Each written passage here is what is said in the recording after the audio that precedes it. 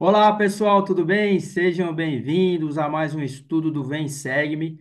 Vamos estudar agora o último livro do livro de Mórmon, Moroni de 1 a 6. E o tema é A fim de mantê-los no caminho certo. Estamos chegando ao final do livro de Mórmon, chegamos no livro de Moroni. Vamos estudar. Eu convido você a ficar aqui comigo até o final, que nós estudaremos os seguintes tópicos.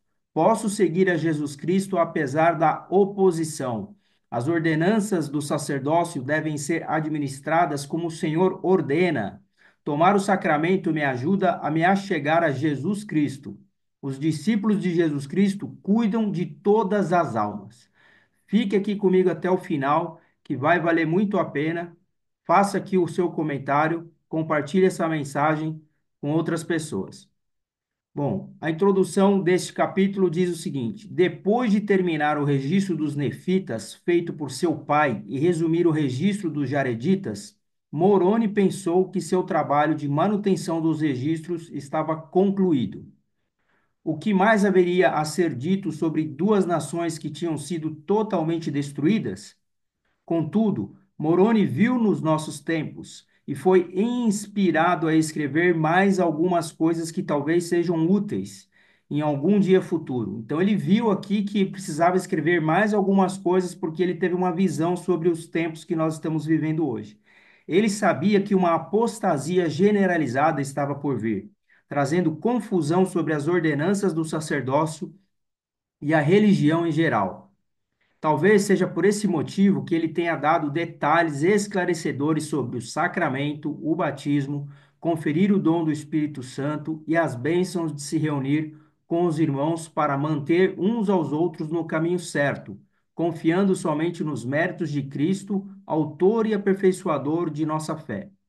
Tais ensinamentos preciosos nos dão motivo para sermos gratos pelo fato de o Senhor ter preservado a vida de Moroni, a fim de que ele pudesse escrever mais algumas coisas. Olha que maravilha esse livro que nós vamos estudar, que seria um complemento dos registros de Moroni para os últimos dias, para os dias que nós estamos vivendo, principalmente sobre as ordenanças e a doutrina da igreja.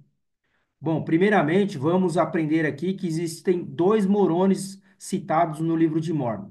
Primeiro é o capitão Moroni.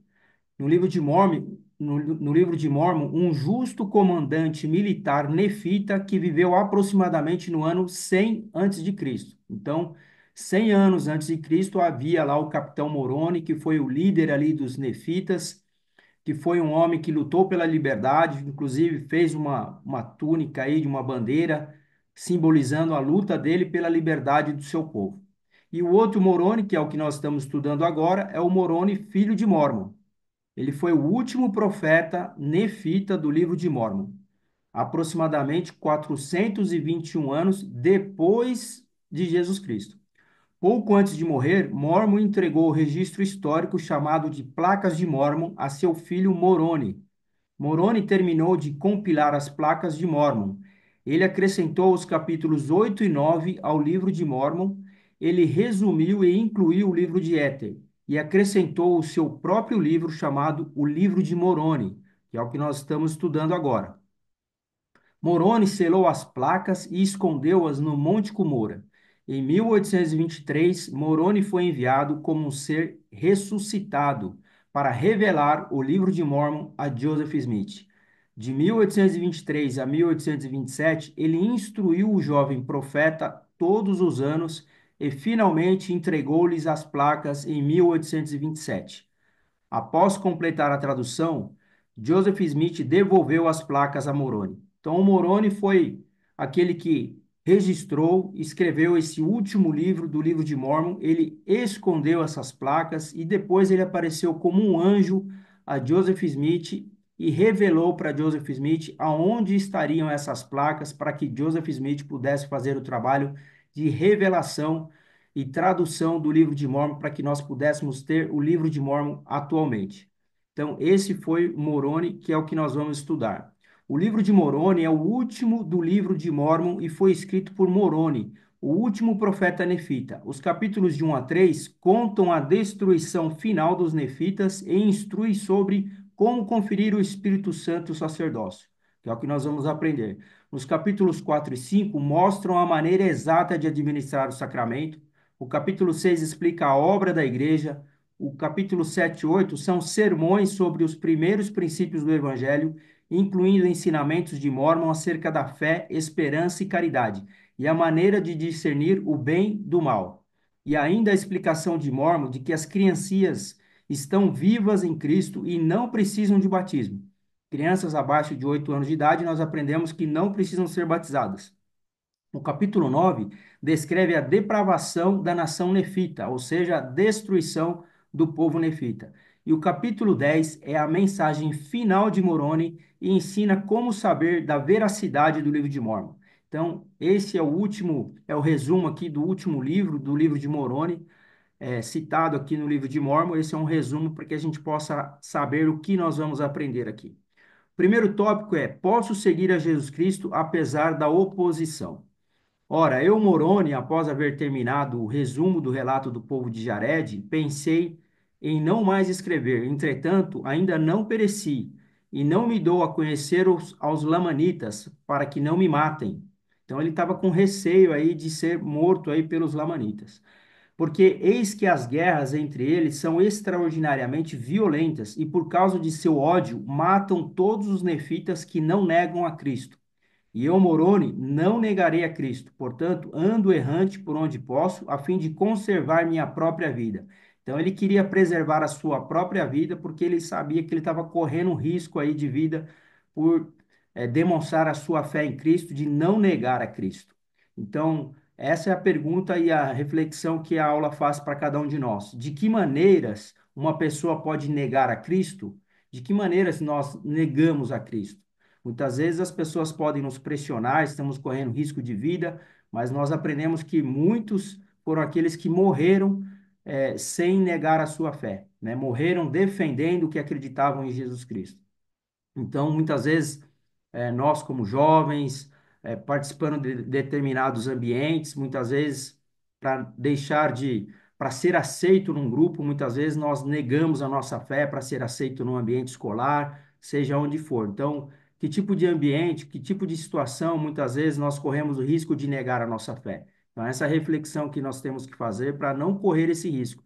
Sempre defender a Cristo, aquele que nós acreditamos, e sempre demonstrar a nossa fé para assim poder ser instrumento nas mãos de Deus, né?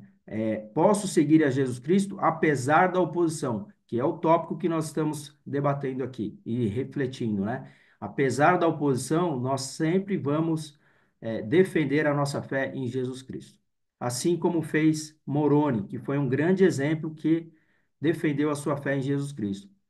As ordenanças do sacerdócio devem ser administradas como o Senhor ordena. Então, ele estava preocupado aqui de não perder a, a maneira com que as ordenanças deveriam ser feitas, né? O que são ordenanças? São é,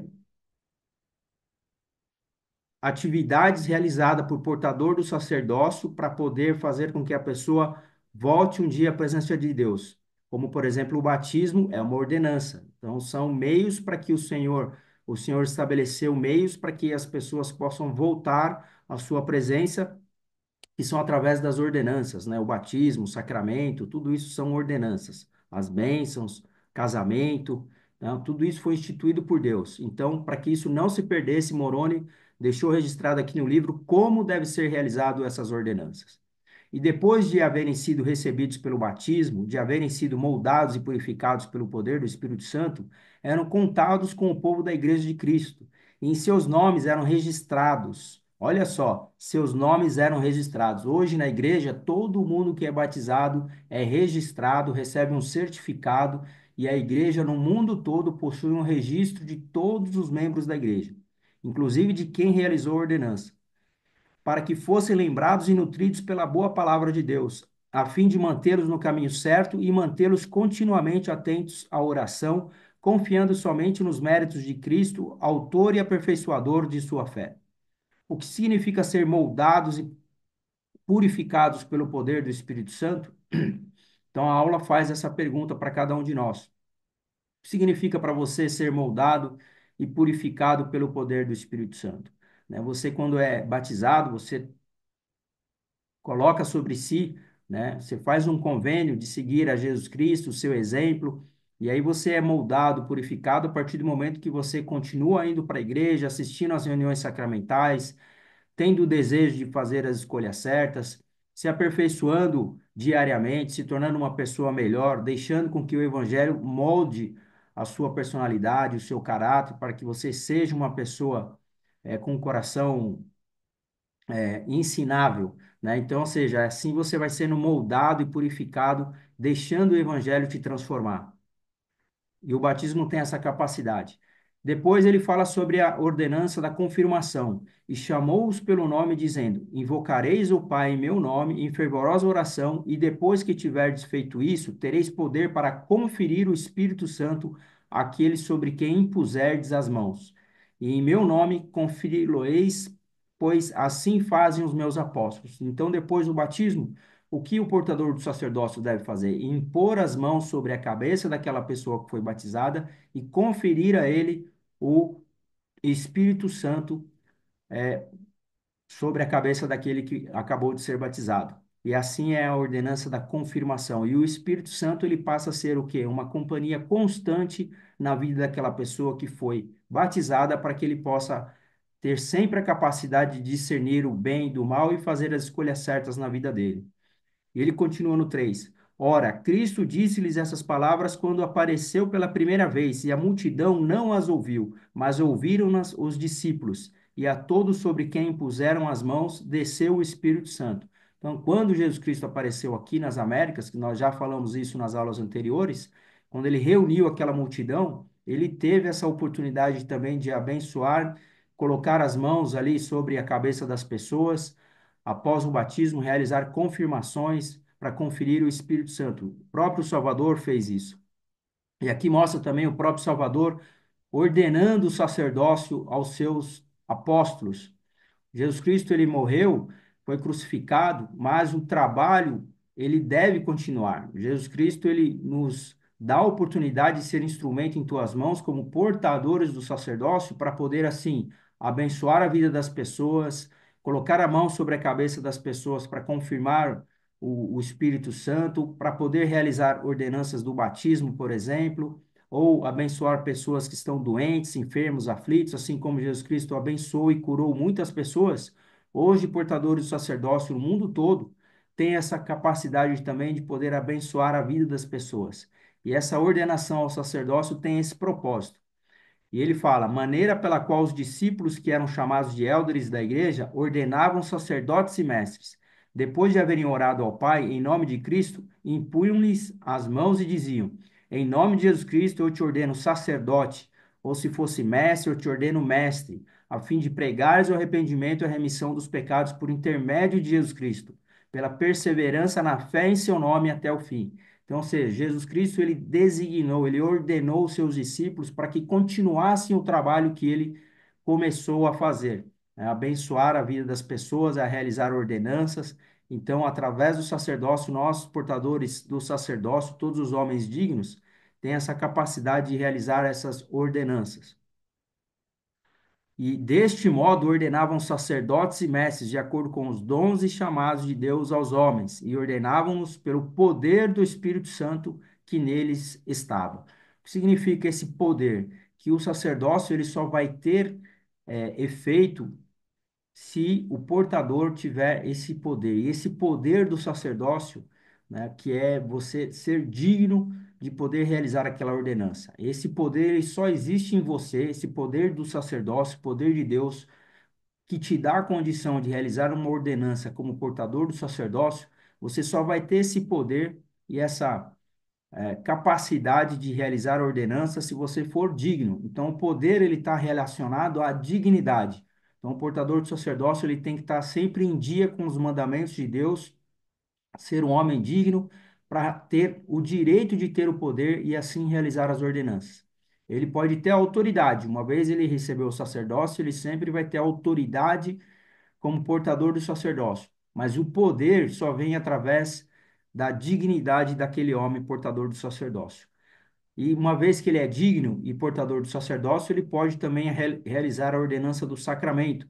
como ele relembra em Moroni 4, maneira pela qual os seus elders e sacerdotes administravam a carne e o sangue de Cristo à igreja, e eles administravam-nos de acordo com os mandamentos de Cristo, e ajoelhavam-se com a igreja e oravam ao Pai em nome de Cristo. Então, eles estavam sempre lembrando de Jesus Cristo através dessa ordenança do sacramento, onde nós comemos o pão, bebemos da água, para lembrar do corpo e do sangue de Jesus Cristo, que ele derramou por cada um de nós.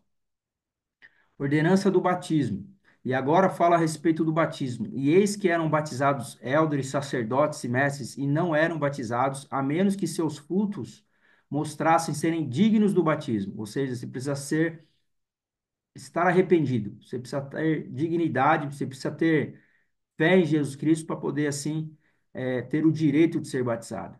Nem recebiam pessoa alguma para o batismo, a menos que apresentassem com o coração quebrantado e um espírito contrito, e testificasse à igreja que verdadeiramente se havia arrependido de todos os seus pecados. Né? Ou seja, um coração ensinável, você com um desejo de mudança, de transformação, você verdadeiramente arrependido de todos os seus pecados, assim você tinha o direito de ser batizado.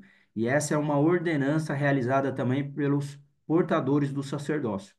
E ninguém era recebido pelo batismo a menos que tomasse sobre si o nome de Cristo com a firme resolução de servi-lo até o fim.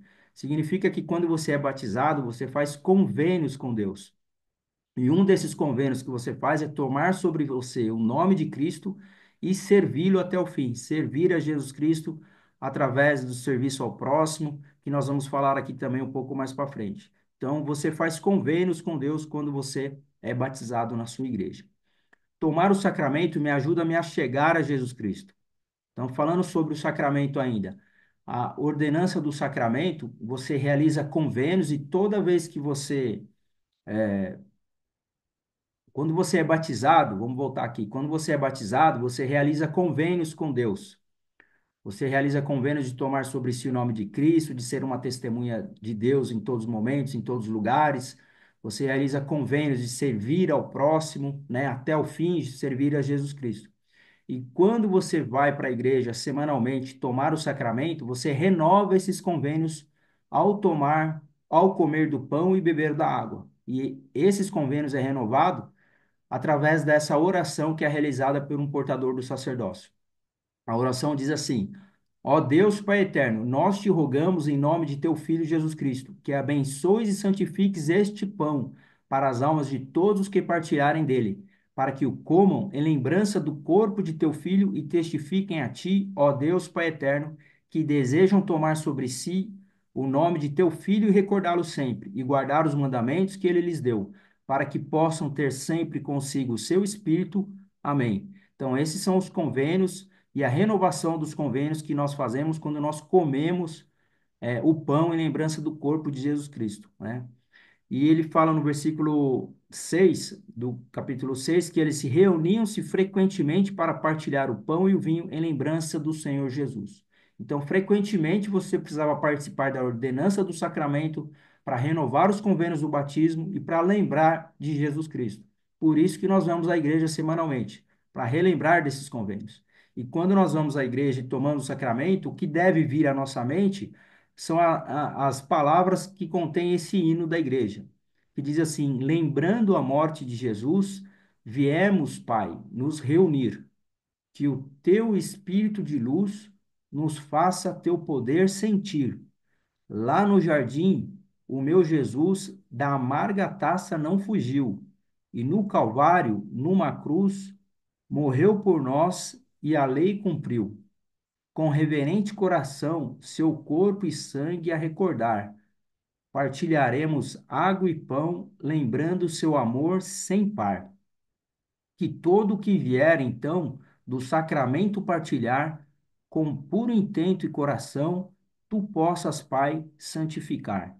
Então, essas são algumas das palavras que nós podemos refletir e algumas das imagens aqui do lado direito que nós também podemos visualizar ao tomar o sacramento, ao comer do pão, beber da água, que possamos sempre lembrar aí do sacrifício expiatório que Jesus Cristo fez, quando ele pagou pelos nossos pecados e expiou sangue, suou sangue, né, por todos os poros, expiando pelos nossos pecados, quando ele foi crucificado e morto na cruz por cada um de nós, e todas essas lembranças aí da morte de Jesus Cristo, nós sempre vamos ter a oportunidade de nos reunir e lembrar ao tomar o sacramento semanalmente quando vamos para a igreja.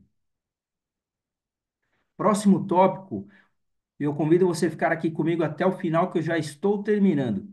Os discípulos de Jesus Cristo cuidam de todas as almas. Então, quando você faz um convênio e através do batismo você se torna um discípulo de Cristo, você tem o desejo aí de servir ele até o final. Se eu fizer uma pergunta para você, quem é a pessoa que você mais ama nesse mundo?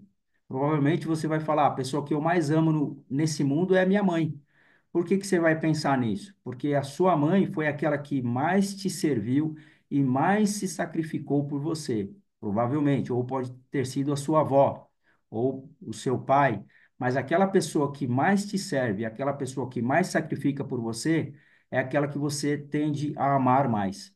Então aqui eu coloquei uma imagem da Camila, que é a minha esposa, como uma lembrança de todas as mães, todas as vós, todas aquelas mulheres, né? Que servem aí os seus filhos, que servem suas filhas, que servem os seus netos, são elas que estão sempre aí se sacrificando e servindo, por isso que elas são muito amadas. E nessa imagem aqui eu homenageio aí a minha esposa, Camila, que está sempre servindo suas filhas e agora atualmente servindo os seus netos. Ela está aí com o Jordan no colo, um neto que nasceu nos Estados Unidos. Ela está lá nesse momento servindo. Eu estou servindo aqui com a minha família e a gente se dividiu para poder servir. E tem também aí o Luca, o Samuel, aonde ela sempre serve também, assim como a mãe deles, a Júlia, a Giovana, a mãe do Jordan. Então são mães que estão sempre se servindo e sacrificando eh, para poder assim cuidar de todas as almas. E começa na nossa família, né? Então aqui é a minha homenagem à minha família e também a todas as vocês, mães, mulheres e avós que estão sempre servindo, sendo discípulas aí de Jesus Cristo, servindo não só a sua família, mas também na igreja, na comunidade, na vizinhança. E a minha esposa é um grande exemplo disso. O presidente Dallin H. Oaks, ele disse o seguinte: hoje, minha mensagem diz respeito a essas pessoas boas e religiosas que pararam de ir à igreja ou de participar dela. Quando digo igreja, incluo sinagogas, mesquitas e outras organizações religiosas. Preocupa-nos ver que a frequência a todas essas instituições tem diminuído significativamente em todo o país. Se deixarmos de valorizar nossas igrejas, por qualquer motivo que seja, ameaçamos nossa vida espiritual. E o fato de muitas pessoas se distanciarem de Deus reduz as bênçãos de Deus para as nossas nações. Olha só, ele está falando aqui de todas as igrejas. Quando as pessoas deixam de ir para as igrejas, de modo geral, todas elas, o Senhor ele diminui aí a quantidade de bênção para todas as nações. E aqui ele está preocupado, o presidente Dalit Oaks está preocupado com a baixa frequência que as pessoas estão tendo à igreja e a se dedicar aí ao serviço ao próximo, a ser um discípulo de Deus, um discípulo de Jesus Cristo, indo para a igreja e demonstrando assim sua fé. E ele continua: frequentar uma igreja e servir ativamente nela nos ajuda a ser melhores e aumentar nossa influência positiva na vida de outras pessoas. Na igreja, somos ensinados a aplicar princípios religiosos. Aprendemos uns com os outros. Um exemplo convincente é mais poderoso do que um sermão. Somos fortalecidos por nos relacionarmos com pessoas que têm crenças semelhantes. Ao frequentarmos uma igreja, e ao servirmos nela, corações são, como a Bíblia diz, unidos em caridade. Meus amigos, a igreja é a melhor decisão que você pode tomar de frequentar, né? Quando você escolhe um ambiente bom, um ambiente positivo, um ambiente onde as pessoas têm fé, um ambiente onde as pessoas são boas, um ambiente onde as pessoas têm o desejo de servir a Deus, o próximo, de fazer as escolhas certas, se esforçar em guardar os mandamentos, esse é o melhor ambiente que você pode estar e criar a sua família. Eu decidi me batizar na igreja, realizar todas essas ordenanças aqui do sacerdócio que nós aprendemos aqui hoje. Eu fui batizado com 24 anos, fui confirmado membro da igreja, recebi o sacerdócio, participo e realizo ordenanças do sacerdócio, como abençoar o sacramento, já realizei batismo, batizei minha família. todas essas decisões que eu tomei foi importante para poder criar a minha família dentro de um ambiente de igreja, um ambiente saudável, um ambiente espiritualmente forte, para que assim nós possamos enfrentar os desafios da vida. São muitos os desafios e se você decidir a frequentar uma igreja, vai ficar mais fácil você vencer os desafios. E para encerrar, eu queria lembrar que Jesus Cristo foi aquele que mais serviu e mais se sacrificou, assim como as mães, assim como as mulheres fazem pelos seus filhos. Jesus Cristo foi aquele que mais serviu e mais se sacrificou, e por isso que ele influencia toda uma humanidade. Assim como as mulheres, as mães, os pais influenciam seus filhos por terem se sacrificado, por terem servido a cada um deles, Jesus Cristo é esse exemplo que nós devemos seguir. Eu fico por aqui. Próxima aula, Moroni, de 7 a 9, é a nossa penúltima aula do livro de Mórmon. Depois dessa vai vir Moroni 10 e nós vamos encerrar o estudo do livro de Mórmon. Se você tem um testemunho do livro de Mórmon, se você gostou dessa aula, compartilhe essa aula, deixe aqui o seu comentário. Seu comentário me motiva e eu convido você a, a estar aqui comigo na próxima semana e também na última aula eu vou fazer um link especial para que a gente possa convidar vocês a participar dessa última aula do Livro de Mórmon aqui comigo. Vocês vão poder fazer parte da gravação. Eu vou mandar o link, vou deixar o link aqui do Zoom para que vocês possam acessar e participar da última aula Moroni 10 da gravação que eu farei. Eu vou deixar mais informações aqui no canal. Muito obrigado a todos, um forte abraço, até a semana que vem.